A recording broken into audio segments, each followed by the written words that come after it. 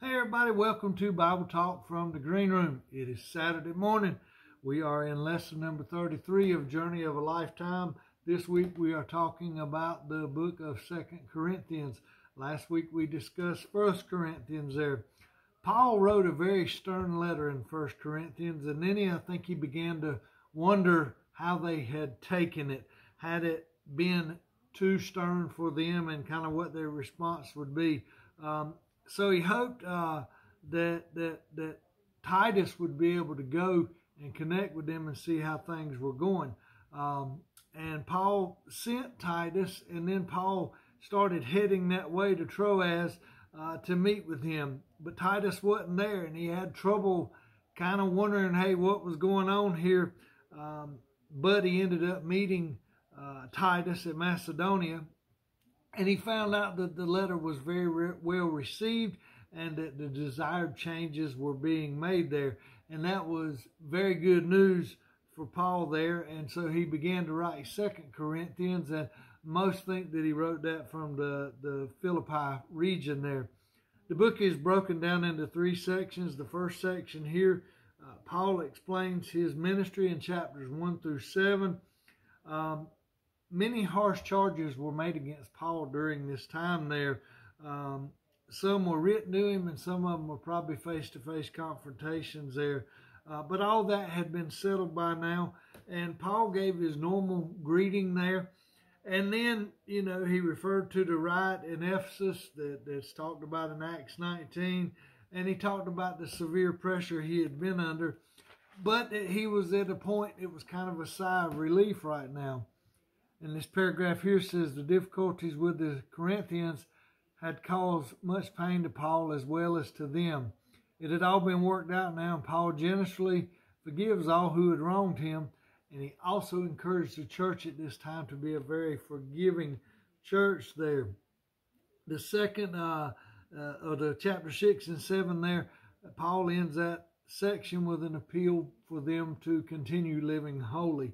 When we look at the second section here, Paul's teachings on giving is what chapters 8 and 9 talks about: giving liberally, giving according to what we have received, give bountifully and generously, and giving cheerfully.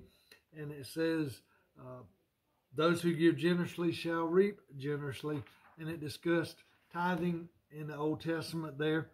Third section here, chapters 10 through 13 talked about Paul's credentials.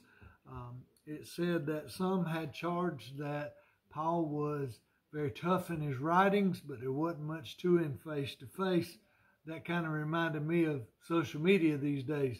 People that like to stir things up, but yet when it comes time to do things face-to-face, they don't show up.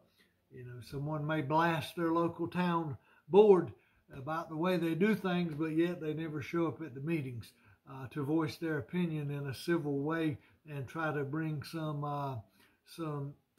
answers and some suggestions on ways to improve things.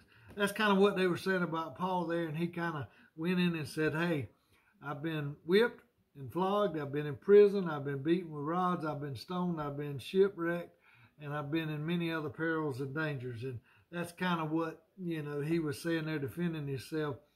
Chapter 12 speaks about the popular verse talking about the thorn in his flesh and how he prayed for God to remove it, and God said no. And I really like this right here, 12:9. It explains what that means. It says, it is through our weakness that God demonstrates his power and strength.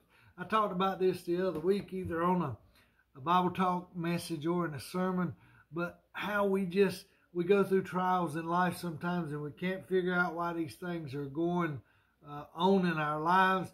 But then when we get to the other side and we turn around and look back, we see how God was making us stronger through that situation. 2 Corinthians 13:5 says, examine yourselves whether you be in the faith, prove your own selves. What Paul is saying right here is we should know ourselves, and we should know our faith, and we should know that we are genuinely saved. There's no doubt about it, and that we're not deceived by lots of the false teachings going on out there. Just be firm in your faith and have a clear understanding in your heart, and know that you're a child of God there. So what I'm going to finish up here with is I encourage you to read the 1st and 2nd Corinthians. I really enjoy studying those two. Everybody have a good weekend. Be sure and focus on mental health at home, at work, out in the community. Talk about it to others. Make sure that it is something in your core group there that people aren't scared to talk about there. Thanks everybody for tuning in. Y'all have a great weekend. I love you all. We'll talk to you next time.